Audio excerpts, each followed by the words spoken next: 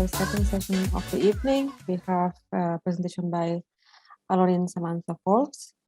Allauren Forbes is an assistant professor of philosophy at McMaster University. She's also appointed to gender and social justice.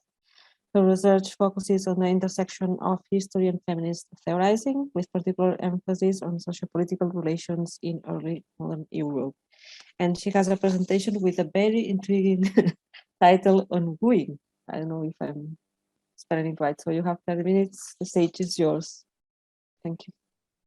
Thank you so much. So I'm just going to share my screen. Okay, so this is my paper on wooing. So just some preliminaries very quickly. I just want to say thank you so much for being here, and a big thank you to the organizers. I've enjoyed this conference enormously so far, and I am sure I will continue to do so. So I just want to say thank you. Okay, so Marie de Gournay, Margaret Cavendish, and Mary Estelle raised significant concerns with wooing. Here, I argue that these three early modern European women philosophers offer an account of wooing as characterized by flattery, deception, and coercion. Moreover, these epistemic harms ascend to a form of epistemic injustice that I call epistemic obscuring. Wooing as epistemic obscuring undermines women's development and exercise of their intellectual capacities and epistemic authority. It entrenches gender hierarchies and traps women in the epistemically and politically subordinating relation of marriage. I argue that wooing is a deliberate weaponization of both sociostructural and individual epistemic asymmetries. It is an epistemic dimension of patriarchal power. So I want to begin very quickly by noting the background conditions of epistemic injustice that I take these folks to recognize as being in play here. So I'm not going to read these passages, but I just want to flag that the one on the top left from Gournay is an iteration of like a textbook case of what we would now call testimonial injustice, where a woman's testimony is not taken seriously precisely because she's a woman, that there's an identity prejudice in the hearer about her. It's only a woman speaking. And that extends even to women's written work. Cavendish is also attentive to this kind of fundamental lack of acknowledgement of women's epistemic authority. They're not taken seriously in any domain as interlocutors, as knowers. Estelle too flags that there's an explicit credibility difference between men as a class and women as a class. So I want to say most folks talk about bad epistemic conditions in the works of these folks as being based mostly in the lack of formal education for women. And that's true, of course. But I think that they're also attentive to something more fundamental, and which in part explains why women weren't allowed to have formal education, because what will be the point? They're like not knowers in the first place. They can't be. So I want to say that women were at a central epistemic disadvantage. They weren't taken to be knowers at all in many situations, not in conversations and debates, not as prolific authors, and not as members of society. So Gournay, Cavendish, and Estelle address wooing in the context of a man in pursuit of a woman and in terms of her hand in marriage. Here, marriage is being used as a proxy for securing both permanent sexual access and confirming traditional domestic gender hierarchies. Additionally, they examine wooing not as the formal class-based process of courting a woman by trying to secure her family's, that is her father's, agreement to marriage, but rather as the precursor to marrying for love. So in Gournay's The Promenade of Monsieur de Montaigne, the wooing takes place entirely outside of the patriarch's influence. In Cavendish's The Convent of Pleasure, it begins with the death of Lady Happy's father. And Estelle, in Some Reflections Upon Marriage, is responding to the recent move toward people marrying for love. She says that very explicitly. So Gournay, Cavendish, and Estelle take on wooing as a proxy, not for a cultural and class-specific activity, but for the gendered power dynamics of 17th century patriarchy. Wooing is fraught with epistemic asymmetries. So Gournay's Promenade is explicitly concerned with wooing and the ways in which deception and coercion overlap in bringing it to fruition. In Promenade, the heroine Olinda is first wooed away from her royal family in favor of eloping with Leontin. They are stranded in a strange land and are taken in by a local nobleman, Othocus, who decides that he must possess Olinda for himself. He must first dismantle her marriage, so he sends his sister Ortald to seduce Leontin. While the plan works, Olinda, who is in distress from having to repulse Italcus and being gaslit by Leontin's refusal to see what Italcus is doing, she discovers his betrayal and she kills herself. This story is predicated on the need for a woman's consent, Olinda's, but not genuine consent. Leontin woos Olinda with flattery and disingenuous kind speech that Grenay says forced her reason. She doesn't specify what this means in Promenade, but in Apology for the Woman Writing, she suggests that flatterers are like mercenaries. They give praise because the target's warmth towards them is beneficial, and they clothe this exchange in the veneer of genuine respect and care.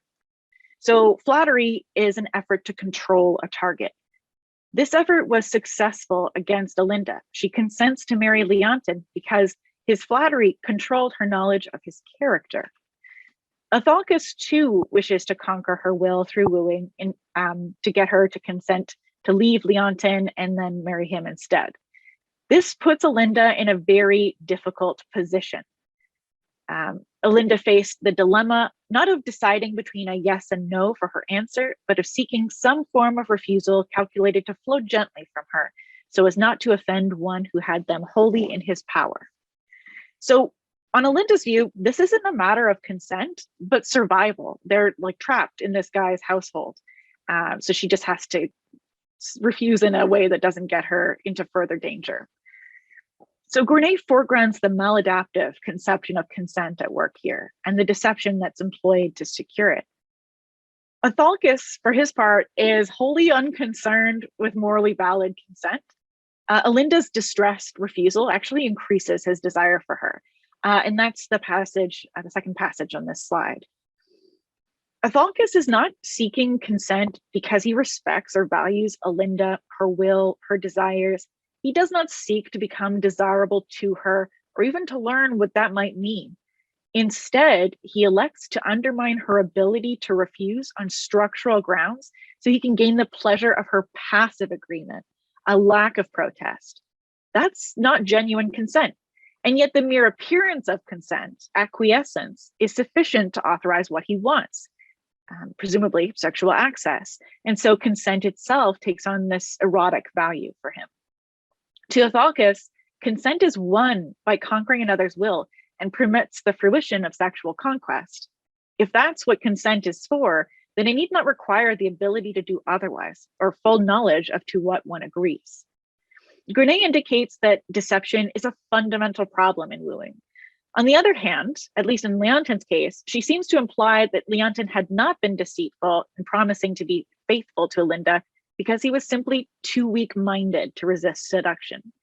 Deceit is a deliberate misrepresentation of intentions for Grenay. Italcus deceives Olinda about his intents. Olinda deceives Italcus to kill herself. But on the other hand, Olinda very clearly identifies Leontin as a culpable, intentional deceiver. And that's what's happening here. And this is something that Olinda says. Olinda is not just crushed at Leontin's betrayal, she's a mouthpiece for Grenay's advice to the reader. She's been clear that deception is the willful misrepresentation of intentions, but in combination with her seeming dismissal of Leontin's weak mind, it sounds like the problem in wooing is that men do not acknowledge the scope of their own intentions. Leontin might have thought he intended to be faithful, but in fact, his intentions were to serve his own interests. Olinda was aligned with these until suddenly she wasn't. His deception turns out to be genuine insofar as he misrepresented the scope and orientation of his intentions towards himself and not Olinda. Grenay warns her reader that men are essentially untrustworthy when it comes to wooing. Ladies, in the final analysis, will discover in books that whoever knows men better distrusts them more. Presumably, Promenade is such a book. Believe wooers at your peril. Cavendish also critiques how men secure women's agreement in wooing explicitly in the Convent of Pleasure. In Convent, Lady Happy inherits a great deal of money and eschews marriage, for men are the only troublers of women. They cause their pains, but not their pleasures. So she opens the convent, a separatist community. Lady Happy is courted by a princess and they fall in love, at which point the princess is revealed to be a prince in disguise. They marry and the convent closes. The play is interspersed with vignettes from would-be wooers. They desire to possess Lady Happy's beauty and wealth and consider appealing to the state to force the convent to close, to set the convent on fire while making rape threats, and dressing as serving women to infiltrate the convent. While some of this was likely intended for comedic effect, Cavendish is also laying bare the true structure of wooing. It might begin as a display of submission and interest, but it's ultimately motivated by entitlement to women and vitriol and violence when that entitlement is frustrated. Their strategies run the gamut from flattery to coercion to deception to defeat. Cavendish is showing her readers what they might be up against, a host of attacks on what they think they know: conversations, safety, and community. The princess and Lady Happy play the part of a lady and her lover across various scenes, one of which culminates in amorous verse with the two agreeing to marry, and then they dance around the maypole as king and queen. Lady Happy falls in love with the princess, but it confuses her. She laments that the love between them cannot be the same in kind as between men and women. So not long after, the princess's deception is revealed. He declares his intent to marry her.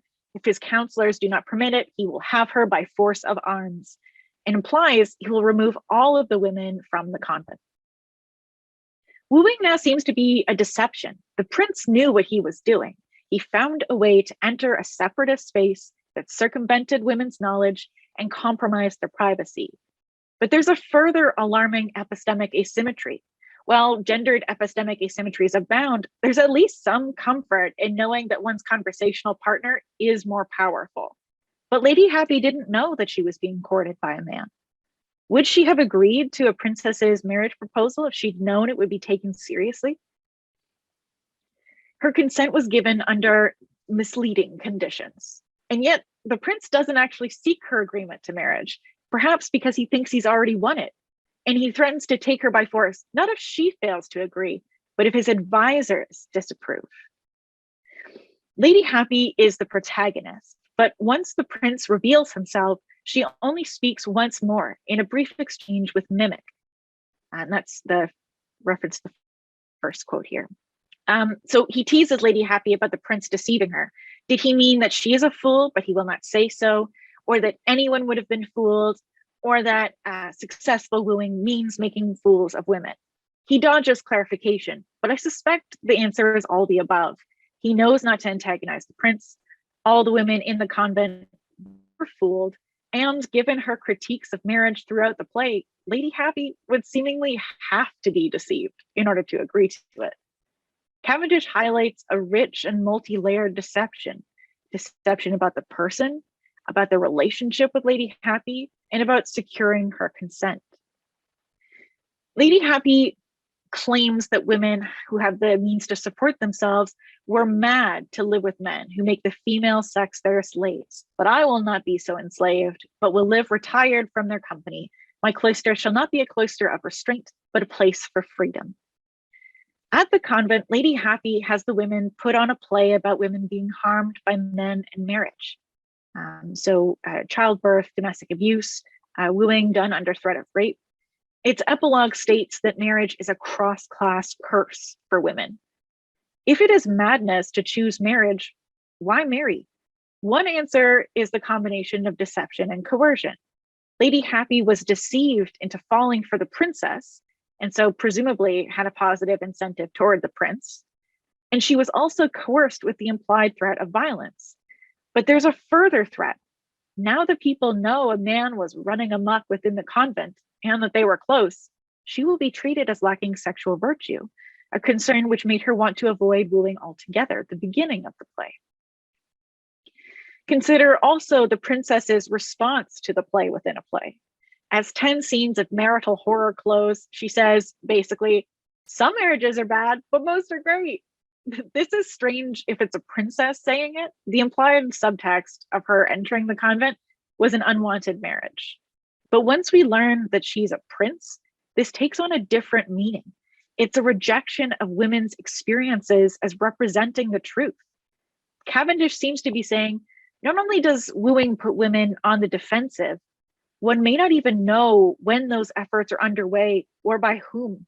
nor will one's experiences be recognized as being reflective of epistemic authority. Wooed women aren't seen as knowers, even about their own experiences. Estelle is also wary of how wooing procures women's consent to marriage. One of her central points is that women's agency in choosing marriage obtains only in a deflated sense. She says, a woman indeed can't properly be said to choose. All that is allowed her is to refuse or accept what is offered.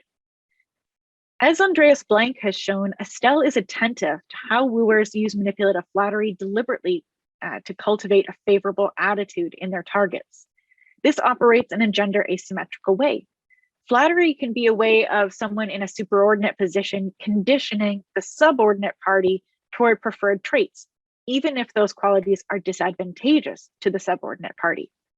That's especially dangerous because, as Estelle observes, without education or experience, women are made reliant on others to know what is valuable, even about themselves. Estelle sees flattery as dependent not only upon wooers' credibility excess as men, but also on the deficient socioepistemic conditions that plague women. This imbalance at work in flattery indicates not just manipulation, but contempt. And that's the first passage on the slide here, is the contempt that emerges. While male flatterers may seem to submit to women, this is an inversion of the actual power structure at work.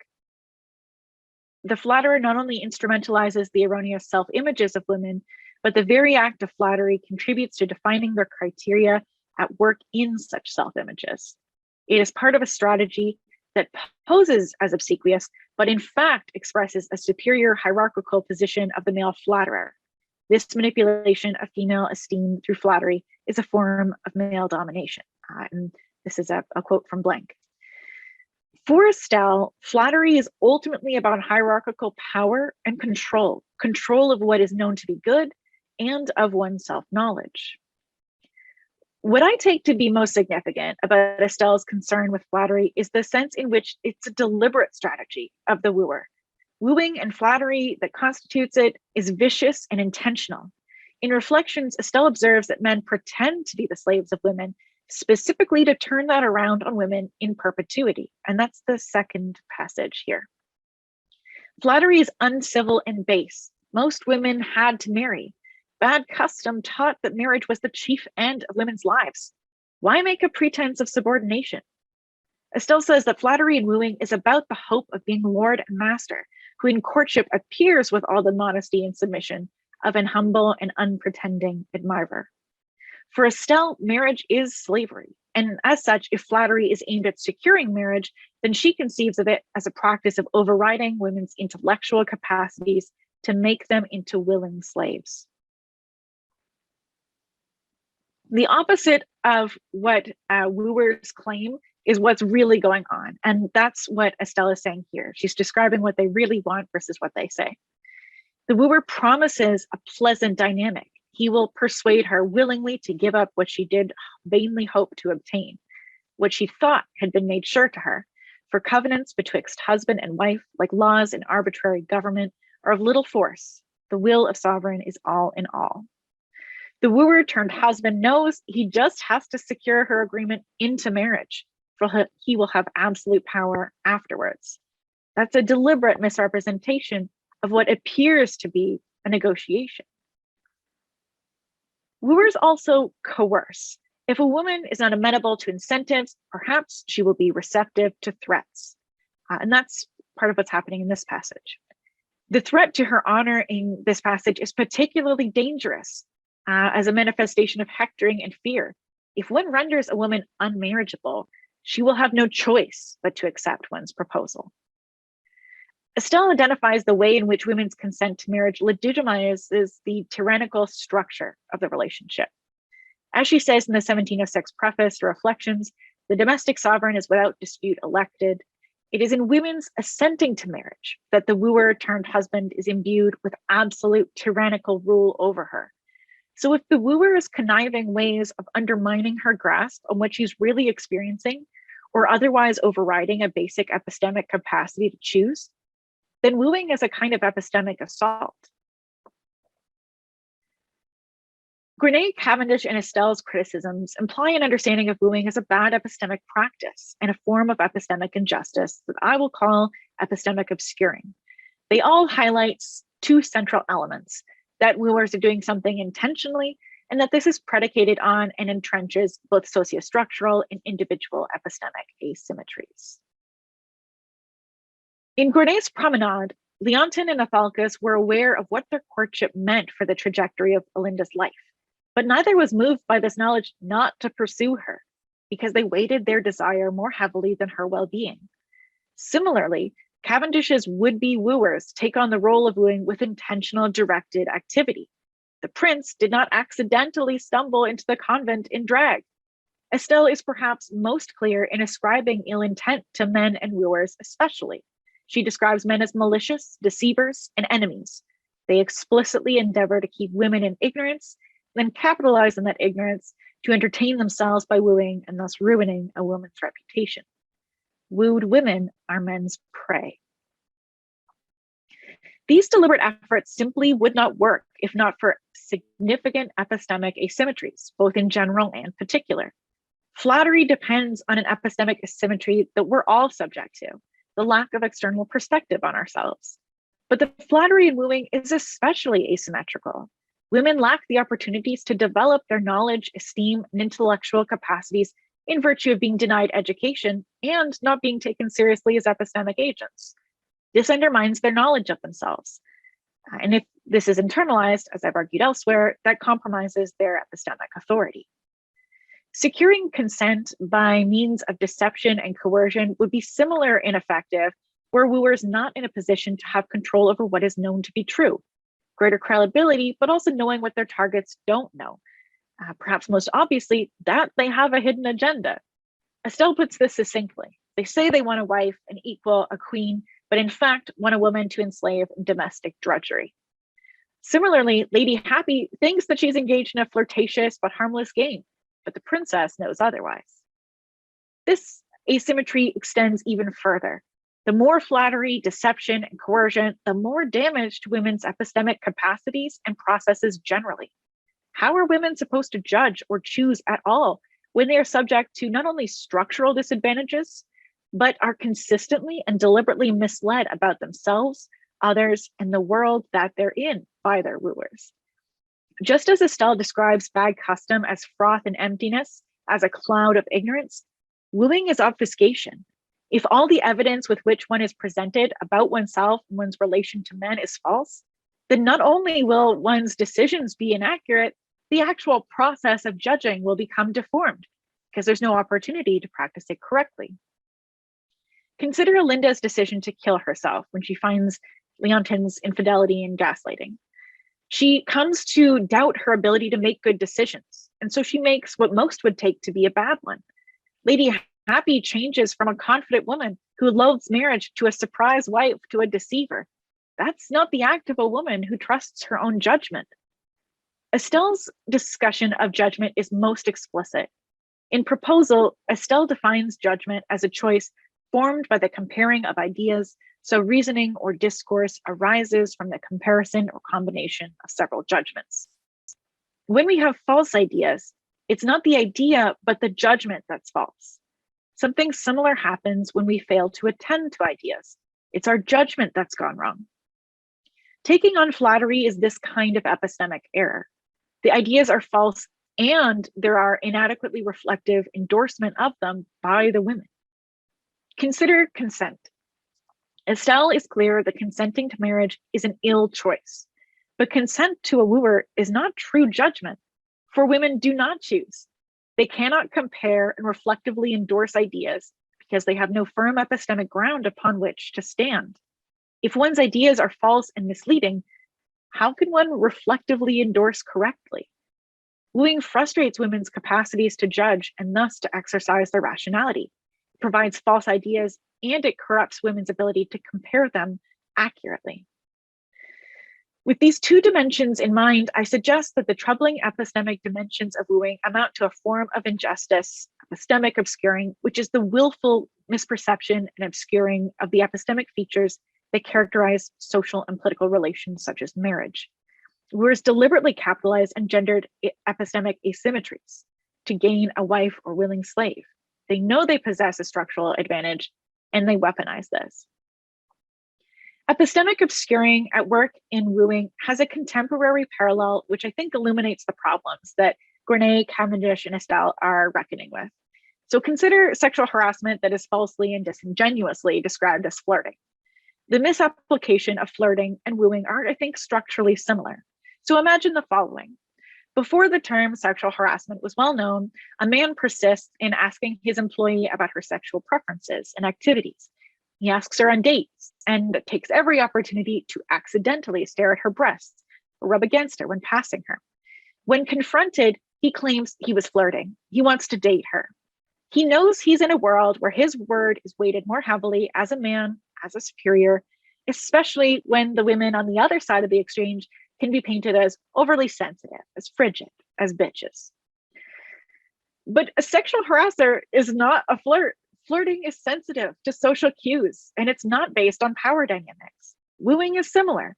One party knows what they intend and are weaponizing gendered sociopolitical dynamics to achieve what they know to be a bad act, naming something false, and the other is being willfully misled about it. What a wooer wants is bad for his target, slavery, or at minimum, unfreedom, so he conceals his true purpose. This is even more insidious insofar as it impersonates epistemic authority. Women think they're experiencing a particular kind of hierarchical relation in flattery. They think they're judging and choosing to marry, but they're not. Wooers know this, and they facilitate this illusion. The wooer obscures the genuine epistemic features of their interaction. He pretends she has power. This is epistemic obscuring. So what's going on here? So there are a couple of candidate explanations. One is hermeneutical injustice, that the language to describe this doesn't exist, and so no one can understand it. This seems like it can't be right because the wooers do understand what's going on, even if they don't have the specific language. So the understanding persists, even if the term doesn't. Perhaps it is willful. And so this captures the sense in which, yes, they're willfully not understanding something, they're willfully obscuring something, but the resources are distributed in the powerful. So that also isn't tracking what's going on in willful hermeneutical injustice. Perhaps the closest form of epistemic injustice is gaslighting, the intentional misleading of someone about the nature of their experience. No, you didn't see the gaslights dim, you must be mad. So a gaslighter doesn't deny something happened, they suggest there's something epistemically wrong with their targets. They're mad or paranoid, incapable of knowing their own experiences. They deny reality and supply their own. On the one hand, wooers do seem to be doing something like this. They're exploiting an epistemic asymmetry. The target doesn't have knowledge, experiential knowledge, and they're obscuring the possibility of gaining it. But nevertheless, it seems like they come apart in an important way. Gaslighting is a response to a claim of what's really happening, but epistemic obscuring ensures that the target does not and cannot see what's really going on. I can't gaslight you until you make a claim. Epistemic obscuring, on the other hand, takes place prior or parallel to the objectionable interaction. It robs the target of having the experience of being wronged. And yet it is seemingly an injustice, an epistemic injustice. It concerns knowledge and knowing, the fruitful exercise of epistemic agency, and it's not a mere harm. It's systemic, and it tracks gendered attitudes, practices, and effects. So I want to turn very quickly, because I see I'm running out of time, to say a little bit about, I think, a basic objection that some folks might have, which is, in short, what about the men? One might worry that Gournay, Cavendish, and Estelle, and by extension, me, have been uncharitable to wooers and men more generally. This worry takes two forms: that men may be willfully misrepresenting their intentions, or that they're acting out of benevolent sexism. If, in Estelle's case, women are subjected to bad custom, why wouldn't men be too? Maybe they've been conditioned to act unreflectively. Perhaps they are ascribing an unfair degree of self-knowledge to men who are also in bad epistemic conditions. That seems plausible. We know that well-intentioned white people can uphold white supremacy. The fact that bad custom is all-encompassing means, sure, it affects men too. But that's not what Gournay, Cavendish, and Estelle claim. One answer for why that's the case comes from Estelle. If men are ignorant about what it is they're up to, they're really not being deliberate in how they systematically make use of desirable qualities and asymmetries that are merely accidentally obscuring genuine features of an interaction, that's a culpable ignorance. They could know what's going on, since men may be subject to bad custom, but aren't barred from formal education and the means by which to see through bad custom. Wooers choose not to know because it's easier. And moreover, it might not be an accident of fate at some point. Grant Silva has argued that one way to understand racism is not as hatred or implicit bias, but as a corrupted form of amor propria, love of the particular socially hierarchical self that one is. This kind of response seems at the heart of Estelle Gournay and Cavendish's worries about men and their malice towards women. Not all men and wooers are finger-steepling, mustache-twirling villains, but all value themselves as socially and politically superior to women. They must, given how they treat women and especially wives. And moreover, they fail to tend to salient facts about women as epistemic agents and moral equals. So wooing is deliberate and can be described as malicious.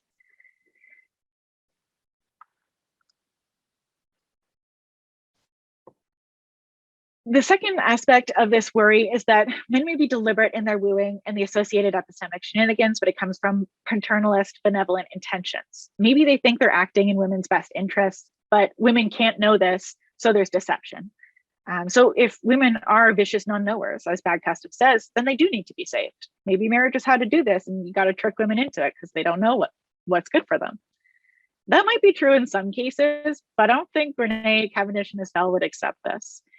Even with the best intentions, they're still deliberately undermining the proper function of women's intellectual faculties in a way that exaggerates bad circumstances that this objection acknowledges.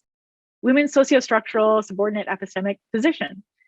Furthermore, if men had good intentions, why would they engage in flattery and deception and coercion rather than appeal to women's present vicious interests, wealth, luxury, etc.? Making a show of prostrating oneself to turn that dynamic on its head once the marital ink is dry does not lend itself to a well-intentioned, if poorly executed, strategy for women's improvement. So I want to suggest that this is an epistemic dimension of patriarchal power in the 17th century.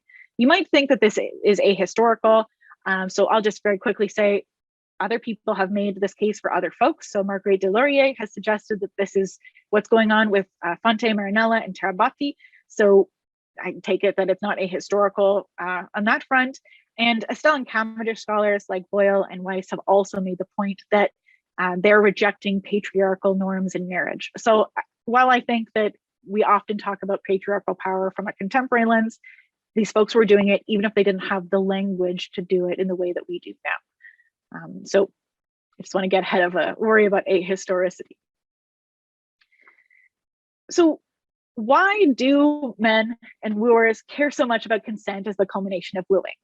It seems like they don't really need to do this. It seems like it's not super important. Women had to get married. So why make this show of things? I think that it's because wooing creates the veneer of women's complicity in their subordination to tyrannical patriarchal power. It does this by making them think it's a true choice, but the wooers know it isn't. If agreement to marriage authorizes husband's supreme power over the shape of women's lives, if Estelle is correct that wives elect a tyrant for life, then women must be choosing it, but they cannot and would not. So wooing allows wooers to manipulate women into a facsimile of choice. It's a pretense of civility and dignity, which disguises the abject unfreedom waiting new wives. It's a willful misperception and obscuring of central epistemic features in order to enslave women in marriage. So I want to say that wooing is not just an iteration of epistemic injustice, but a means of bringing general patriarchal power to a head in a specific sociopolitically meaningful relation, marriage. They say that there's not just something wrong with marriage, but the thing that leads to it. So thank you very much.